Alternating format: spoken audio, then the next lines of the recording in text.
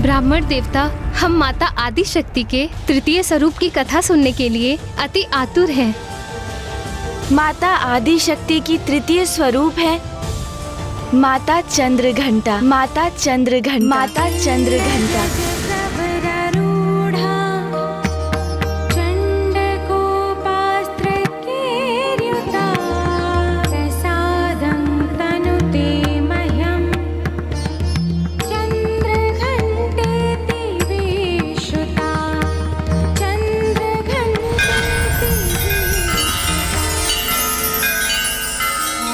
नवरात्रि के तृतीय दिवस अर्थात आज के दिवस माता चंद्रघंटा की पूजा होती है। और आज के दिवस साधक का मन मणिपूरक चक्र अर्थात तृतीय चक्र में स्थित होता है। चंद्रघंटा, कितना अनोखा नाम है माता के इस स्वरूप का। महाराज, माता चंद्रघंटा का ललाट अर्धचंद्र के टीके से सुशोभित है, इसलिए इन्हें चंद्रघंटा कहा जाता है। इनका अति सुंदर स्वर्णिम वर्ण है और इनके अनेक हाथ भांति भांति के अस्त्र शस्त्र से सुसज्जित हैं।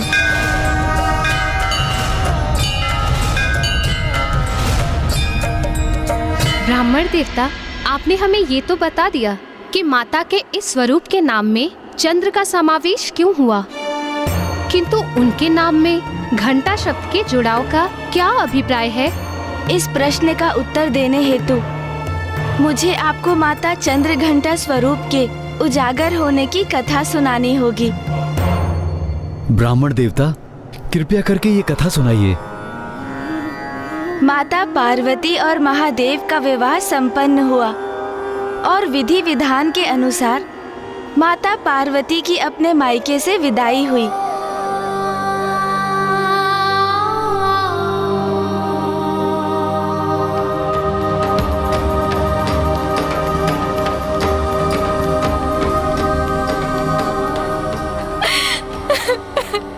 स्त्री के जीवन का सर्वाधिक महत्वपूर्ण एवं अत्यंत अद्भुत परिवर्तन होता है ये, जब एक कन्या विवाहिता रूप में प्रथम बार अपने मायके से ससुराल जाती है।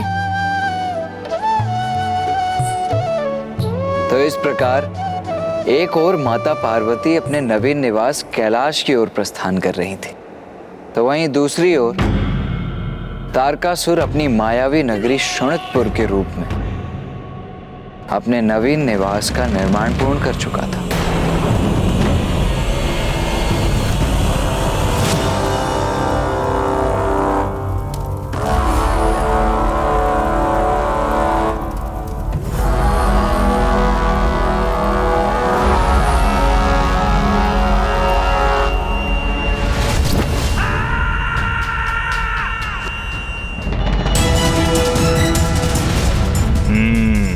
उचित है, श्रेष्ठतम है मेरा ये मायावी नगर और मेरा ये भवन, जिसकी माया किसी को भी भ्रमित कर सकती है। मेरा सिंहासन सर्वथा सुरक्षित है, कोई नहीं पहुंच सकता मुझ तक। महाराज, आपके लिए एक शुभ समाचार है। अभी नहीं अट्टासुर, बाद में बताना।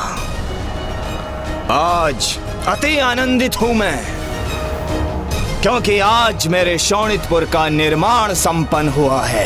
इतनी कठिनाई से यह समाचार लाया हूँ और महाराज ने सुना भी नहीं। क्षमा करें महाराज, किंतु ब्रह्मदेव के वचनों से प्रभावित होकर अपने स्वर्ग का परित्याग कर दिया और उन्हीं के सुझाव से अपने शोणितपुर का भी निर्माण किया। किंतु ये क्या आवश्यक है महाराज? मेरा अर्थ है, ये नगरी सुंदर है, उत्तम है, किंतु ऐसा क्या विशेष है इस नगरी में? कदाचित तुम्हारा विचार उचित है रात्रिसुर, किंतु अब मेरे शोणितपुर का निर्माण हो चुका है, तो फिर अब इस प्रश्न को उठाने का कोई स्थान नहीं। तो क्यों ना हम इसका आनंद उठाएं? कितना मूर्ख है असुरराज तारकासुर, स्वर्ग त्याग दिया इस व्यर्थ के छद्म भवन के लिए।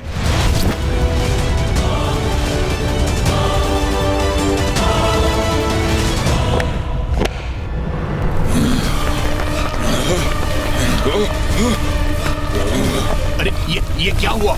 ये कैसी ध्वनि है और ये भूकंप कैसा?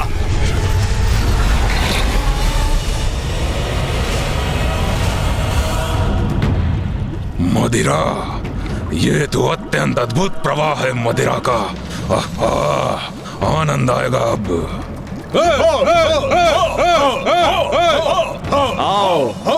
आओ आनंद मनाए हम।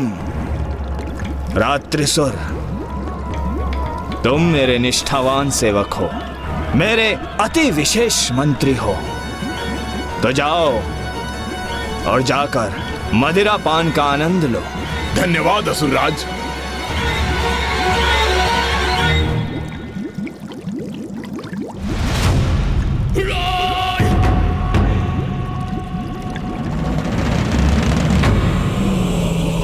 एक और तारकासुर अपने नवीन निवास शोणितपुर के निर्माण की प्रसन्नता में डूबा था, तो वहीं दूसरी ओर माता पार्वती महादेव के संग उनके निवास कैलाश पहुंची, जहां अब उनके समक्ष चकित कर देने वाला दृश्य था। देवी पार्वती, अपने दाहिने पांव से कलश को झुकाकर अपने नवीन आवास में प्रवेश कीजिए।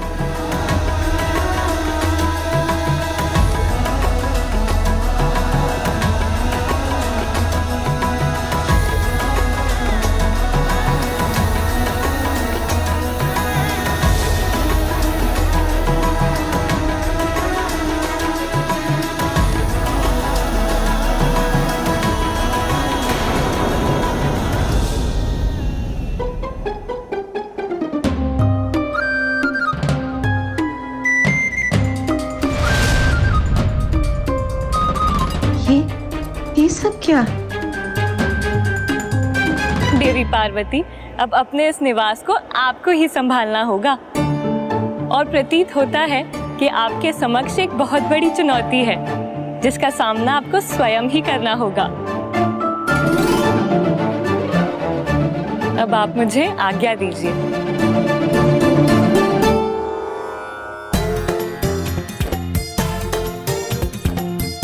माते, माते। किंतु ये जल तो स्वच्छ नहीं है। नहीं माते, पानी तो ऐसा ही देता होना चाहिए माते, देती। तोतला जी, आप समझे नहीं, माता को जल नहीं चाहिए। उती तो फिर। स्वामी, मुझे ज्ञात है पार्वती, तुम यात्रा से थक गए होंगे, इसलिए अब थोड़ी देर विश्राम कर लो।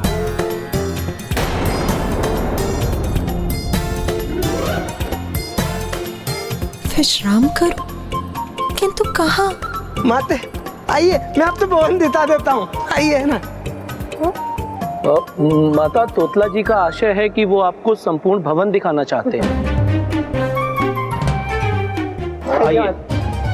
अब देखने को और शेष रह क्या गया है? देख क्या रहे हो रात्रिसुर, पियो उसे।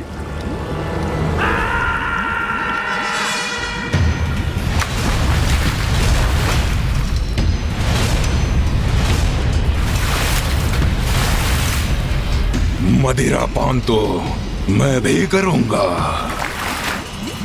रुको अट्टासुर, अपनी बारी की प्रतीक्षा करो। कार्य सभी मैं करूं, और विशेष रहे ये रात्रिसुर मदिरा पान का आनंद ले। महाराज मुझे एक तुच्छ सेवक के समान ही समझते हैं, जो बस प्रतीक्षा ही करे अपनी बारी की।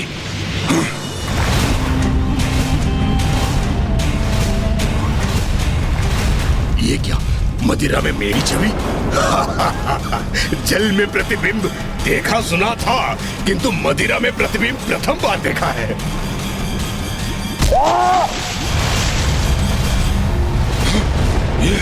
ये क्या हुआ? ये तो मदिरा में ही समाहित हो गया।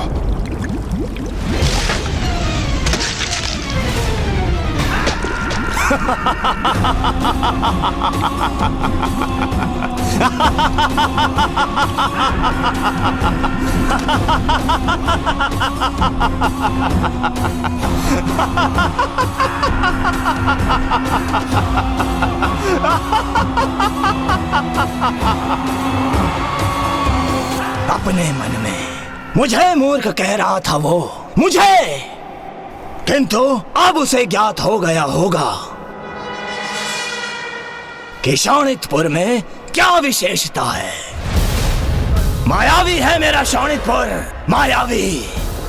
एक ऐसा मकड़ जाल जिसमें एक बार जो कोई फंसा तो फिर एक कीट पतंग के समान उसमें फड़फड़ाता रहेगा, किंतु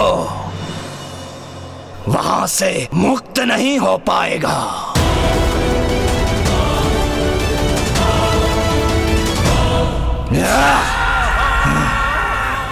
अट्टासुर, क्या समाचार देने वाले थे तुम मुझे? महाराज, यही ना कि महादेव और देवी पार्वती का विवाह संपन्न हो चुका है और वो कैलाश पर्वत की ओर प्रस्थान भी कर चुके हैं, किंतु मात्र कैलाश जाने से क्या होगा? अरे पुत्र तो प्राप्त नहीं हुआ है ना, और वो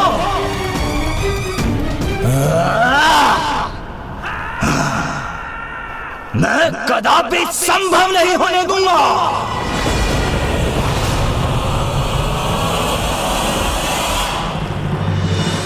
तो क्या तारकासुर के पास महादेव और माता पार्वती के विवाह का समाचार पूर्व से ही था? हाँ, किंतु तारकासुर को इसकी कोई चिंता नहीं थी, क्योंकि शोणितपुर का निर्माण तो हो चुका था और अपनी इस मायावी नगरी में उसे स्वयं के सुरक्षित होने का आभास भी हो रहा था। और उधर कैलाश में माता पार्वती प्रथम बार अपने जीवन में सब कुछ अस्त व्यस्त देख रही थी। आइए माते, आइए माते, ये देखिए, ये अपना सुंदर लतोई दल।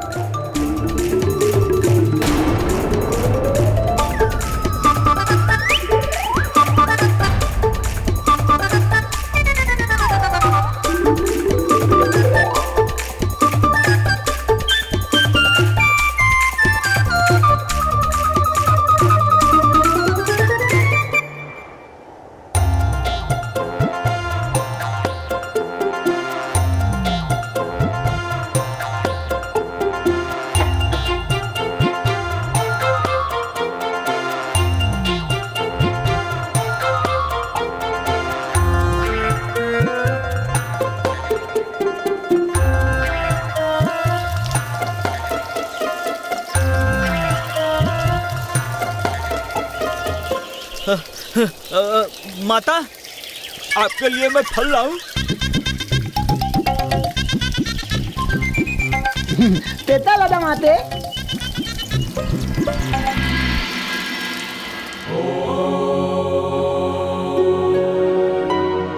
इन सब के मध्य स्वामी ध्यान मग्न है। स्वामी,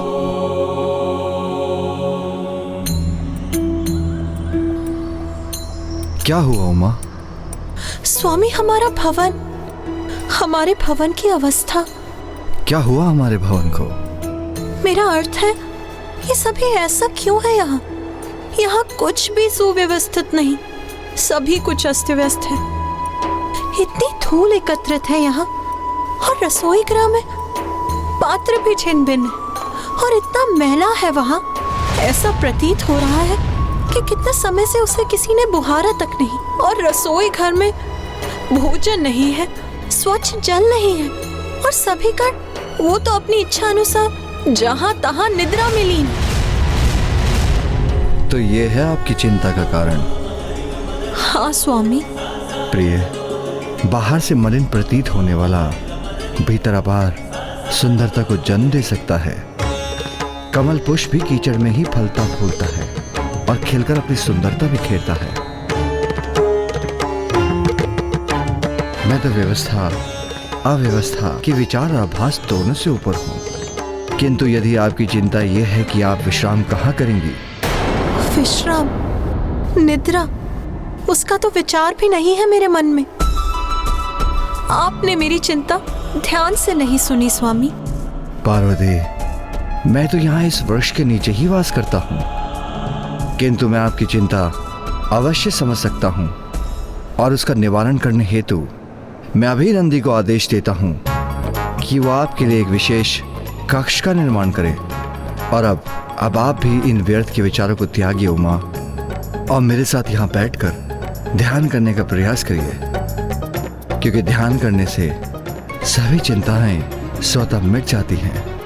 नहीं स्वामी, आपका ध्यान अत्यंत महत्वपूर्ण है, किंतु जो मैं कह रही हूँ वो भी अत्यंत महत्वपूर्ण है। और नंदी जी जो कर सकते हैं वो मुझे ज्ञात हो चुका है, और मैं ये भी समझ चुकी हूँ अब जो कुछ भी करना है मुझे स्वयं ही करना है।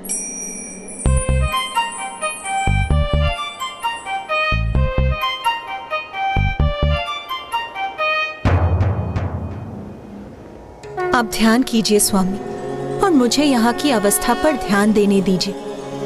यहाँ अब सब कुछ मुझे ही उचित करना होगा।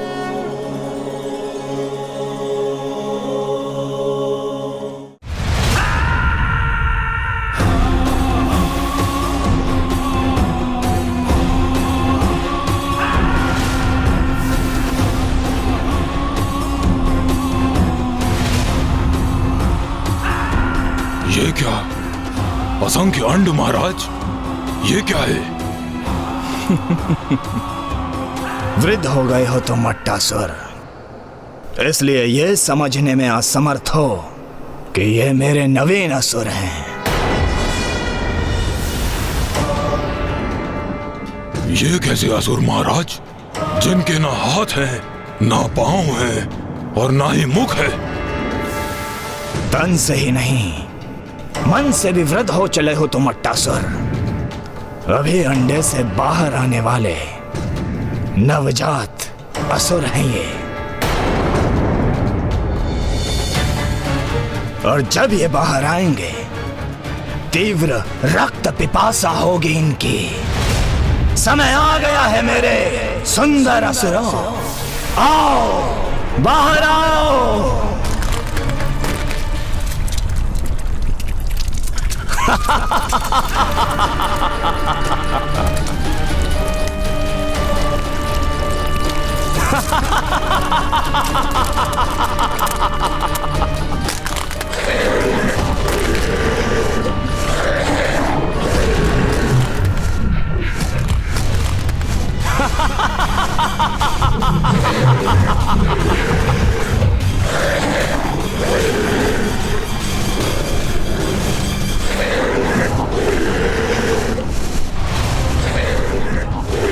देखो, मेरे नवीन स्वामी भक्त असुर हैं ये। जाओ, पूर्ण करो अपने जीवन का उद्देश्य। आक्रमण करो कैलाश पर्वत पर, अंत करो देवी पार्वती का।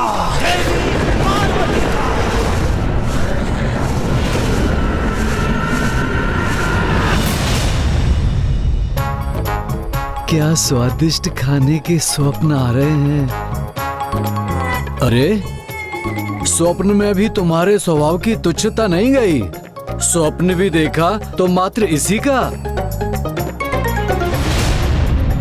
अच्छा, तो निद्रा में भी इन्हें भोजन के ही स्वप्न आ रहे हैं। अरे वाह, इतना स्वादिष्ट भोजन।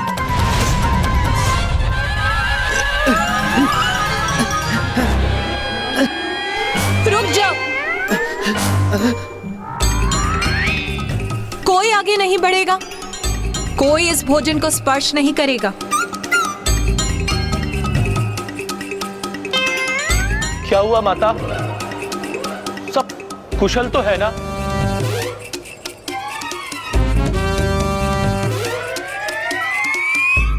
माता, ये मिष्ठान, ये पकवान आपने स्वयं तैयार किए? माता, सत्य कहूं तो आज के पूर्व इस रसोई गृह में ऐसा कभी भी कुछ नहीं पका, और ये तो अत्यंत सुंदर प्रतीत हो रहा है। माता, हमें बहुत भूख लगी है, ते हम ये भोजन ताले? हाँ हाँ, अवश्य करो। रुको, किंतु सर्वप्रथम स्नान करो, उसके बाद इस संपूर्ण स्थान को बुहारो। फिर हम सभी एक स्वच्छ स्थान पर शिवलिंग की स्थापना करेंगे। फिर प्रभु की पूजा के बाद सर्वप्रथम महादेव के भोजन प्राप्त करने के बाद मैं तुम सभी को भोग प्रदान करूंगी। जो आज्ञा माता।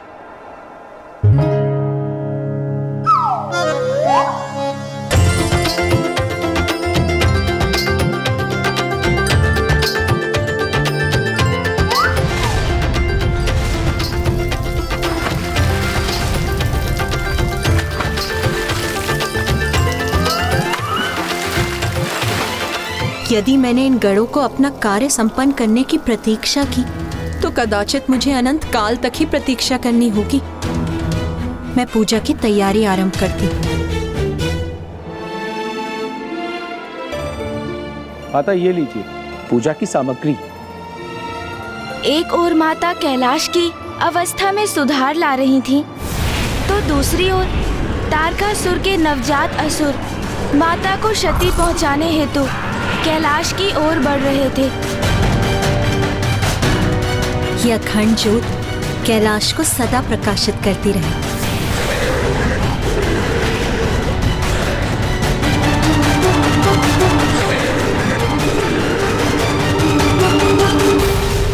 तो क्या तारकासुर के वे नवजात असुर माता को क्षति पहुंचाने में सफल हो गए थे ब्राह्मण देवता?